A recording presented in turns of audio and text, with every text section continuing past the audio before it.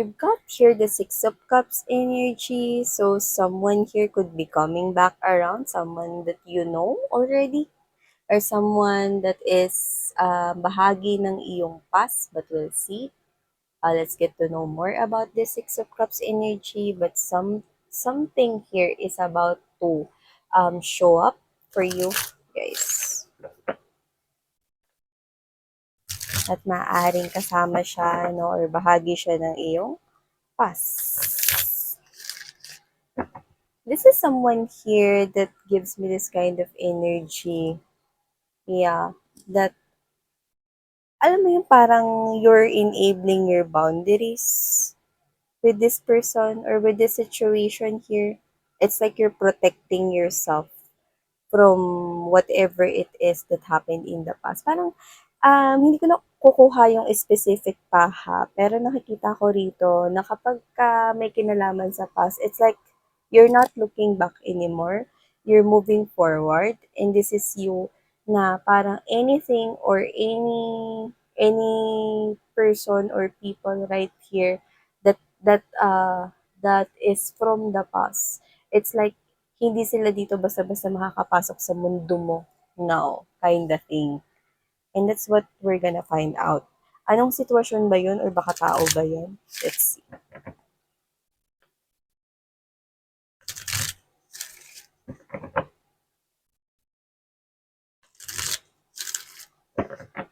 Oh,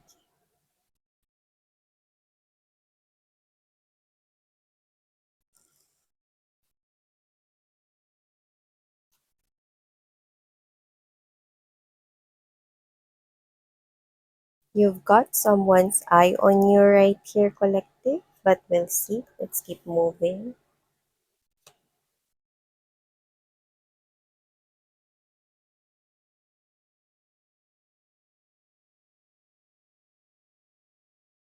This could be someone you already know kasi it gives me this kind of vibe na parang he or she is claiming na kilala ka niya, pero parang hindi na siya sure. Let's find out, no? Parang sinasabi niya sa akin na kilala ka na niya, pero parang hindi na siya sure ngayon. Parang gano'n yung nakukuha natin sa energy niya. Pero kung sino man 'to, we'll find out more. So, ilatag na muna natin, yeah, okay.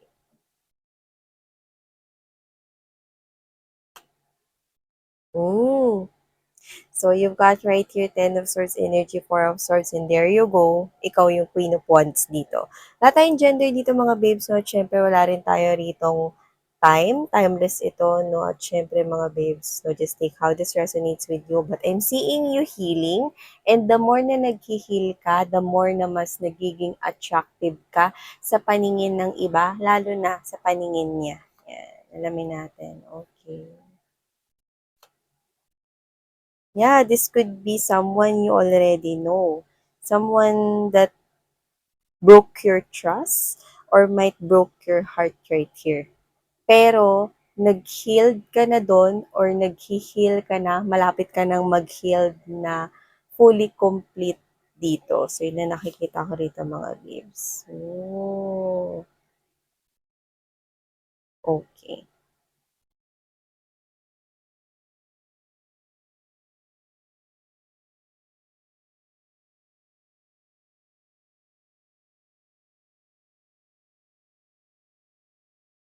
Hey there mga My Loves Collective! Thank you so much for always staying here with me in this channel. So bago natin simulan ng reading na to for you guys, reminders na hindi ito for everybody. So just pick up the messages you think ay para sa'yo. At kung feel mo na reading na to ay for you, then this reading might be really for you. And syempre, lahat tayong gender here, babae, lalaki, LGBT, lahat kayo. No? Welcome kayo dito mga babes. So yan. So nakikita ko rito, we have here the Ace of Wands energy, Page of Cups, yeah. This could be someone here that owes you an apology kasi nakakuha tayo rito, no, ng someone here na nag-broke ng trust ninyo or nag-broke ng heart ninyo. in the past. But I'm seeing you because the center of your reading right here is the Four of Swords energy. At kung sino man to, this person owes you an apology kasi there's a betrayal here. Kaya kung sino man tong person na to, nakikita ko rito na nag-healed ka from him or her sa ginawa niya rito sa'yo. Hindi lang sa ginawa niya, no? Sa lahat. Okay? Sa lahat ng mga nangyari in the past, no? Sa mga past experiences mo, sa mga pinagdaanan mo rito hindi maganda sa life mo, yung nakikita ko rito. You're moving forward and you're becoming here, no? I'm getting that kind of energy, no, na mas nagiging matapang ka, mas nagiging ka ritong accepted. Mas nagiging ka rito, no, na receptive yan, no, or ina-accept mo rito mga babes, no, yung um, mga things na hindi magaganda in the past, like you're trying to acknowledge na tapos na yung mga yon at kailangan mo na mag-move forward sa life mo. And now, this is you, the Queen of Wands energy. You know what you want. You know who you want. Okay? Alam mo kung sino-sino yung mga connection na patutuloyin mo sa buhay mo at alam mo rin kung ano yung gusto mo pagdating sa mga opportunities na may kinalaman no, sa lahat ng areas ng life mo. Whether that's involving money, work, career, or business, and even connection, especially, okay, when it comes to romantic relationship. So what I'm picking up is this is you. The more na naghihil ka, the more na mas nagiging attractive ka, no? So, nakikita ko dito that this person right here, isa sa mga na-attract mo rito because you're glowing, because you're healing, wala tayong gender dito, okay? Pero kung ikaw to na alam mo na nag-heal ka, like bumabalik yung dati mong sigla, tumatawa ka na ulit, no? Like literally, this person sees you as someone like a rubber band. I'm seeing a rubber band right here, okay? You know that elasticity? Yeah, this person finds you that you are resilient, yan, no? Ibig sabihin, tough kayo, matibay kayo right here, no? Kaya pala it gives me this kind of vibe that this person knows you, pero hindi ka na niya kilala ngayon kasi this person, yan, no? Alam niya kasi na kailangan niya rito na i-match yung standards ninyo. Okay. So, kung sino man tong tao na to, no, kung ninanais niya rito, no, na makipag-reconciliation or makipag-reconnect sa'yo with this Three of Cups energy, kailangan niya rito na pantayan yung energy mo.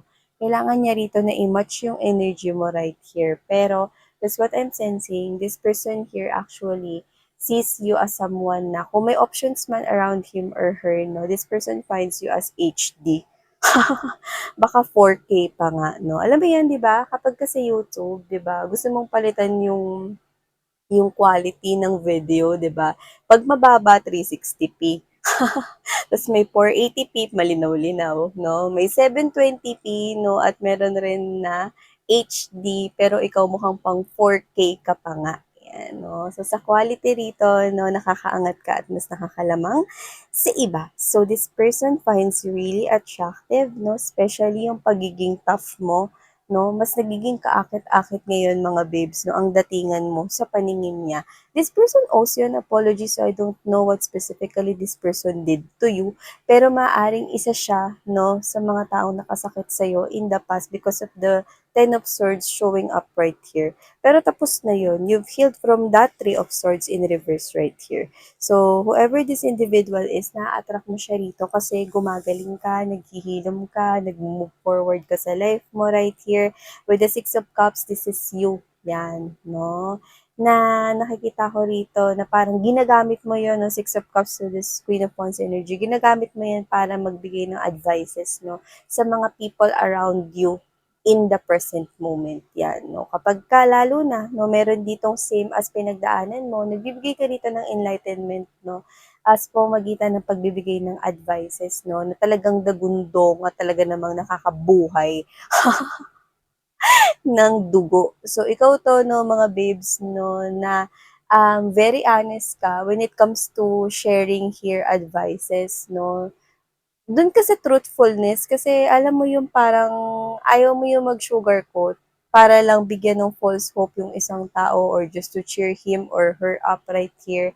But this is you with the Queen of Wands energy. Your words are really powerful. Yeah, it might be straightforward, okay? Pero at least sinasabi mo ng diretso. Walang sugarcoating. no? Para talagang magising yung tao na yun sa kung ano yung dapat niyang gawin at harapin. Okay? So people find you really unrecognizable right here and this person finds you really unrecognizable as well. So kung ex mo to, hindi ka na niya ma-recognize ngayon kasi alam niya mga babes na parang noon, okay lang, ito yung mga gusto mo, like masaya ka na, kontento ka na, no? Hindi sa nagiging greedy or hindi sa nagiging materialistic ka. Pero kasi, this person nakita niya, no, na nag-ascend ka, tumaas ka, no? Actually, naisip niya nga rito na nagkaroon ka ng high standards eh to the point na kailangan niyang i-match yung energy mo. Okay. So, yun yung nakikita niya rito. So, hindi siya rito basta makalapit-lapit sa'yo ng basta-basta lang. Okay. Kung wala siya ritong offer na maganda at talagang hindi mo matatanggihan. Kung hindi niya mamamatch yung energy mo, kasi nasa isipan niya na to eh. Iba ka na ngayon, hindi na ikaw yung dati niyang kilala. Unrecognizable ka na daw. Yeah. So, kung sino man ito, this person is claiming, yan, no, na gusto niya rito makipag-reconnect sa'yo, pero willing naman siya na dumaan muna ulit sa getting to know, kahit nga magsimula pa kayo sa strangers, willing itong person na to. Kasi you're so attractive. Yeah, you're glowing. Yun yung nakikita nitong person na to dito with the page of swords energy, temperance right here. Okay lang, maghihintay ako rito kahit magsimula kami ulit ni Collective sa umpisa. Ready ako na mag-build ng foundation ngayon kahit umulit kami ulit sa umpisa. Ganun. Ganun siya ka-eager na i-work things out ito, na magbuno ng effort dito sa sitwasyon na to here with you. Pero yun nga, because you are the queen and this person is appearing as a page right here, this person is actually showing me na hindi niya mapapantayan yung energy mo. And in the present moment, marami pa siya ritong kailangang gawin para mapantayan yung energy mo. Kasi, hindi na kayo nagtatama eh. Okay. Kung ito ang person mo in the past, no, at kontento ka sa kanya, like literally everything is in balance, no, ngayon hindi na. Kasi nakaungos ka na, no, ng sobra-sobra pa sa sampung hakbang palayo sa kanya. So, ibig sabihin, no, in terms of maturity, in terms of stability, in terms of showing respect in one's up right here, in actually all areas of your life, mas nakakalayo-layo ka na sa kanya. So yeah, this person finds you unrecognizable, hindi lang yung mga tao sa paligid mo. You know what? You are receiving as well a lot of respect from other people. I don't know what you're doing with your craft. Maybe you have your talent and everybody is seeing that. Pwedeng magaling ka no, sa yung work right here and your co-workers, colleagues right here or your employees under you. Ayan, na-appreciate nila yan, no? These people right here finds you na deserve mo, no, yung kanilang respect here. So, you could be someone here na may na-achieve when it comes to your money, business, career, or job. Yan, no? Basta people finds you attractive. At isa na nga rito, no, yung tao rito nag-broke ng trust at nag-broke rito, no, ng iyong heart in the past. Pero yun nga, no, this person right here is coming back. Yeah, coming back around right here for you guys. But it's up to you. Kasi dito, iba na yung dating niyo eh. Yun yung sinasabi niyo dito sa reading na to. Like, hindi na kayo rito basta-basta nagpapatuloy rito, no? Yan, ng kahit na sino, kahit pa yung mga taong kilala nyo, no? Kahit pa itong ex nyo na to, no? Whoever this individual is, no, kailangan niyang dumaan at alam niya na kailangan niyang dumaan no, sa butas ng karayom, guys, no?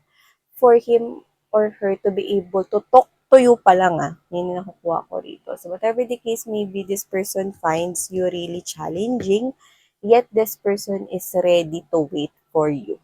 Yeah. Okay, this person, marami pa siya rito gagawin. So, matagal-tagal pa rito yung pagbabalik niya, no? Pero willing siyang gawin yon.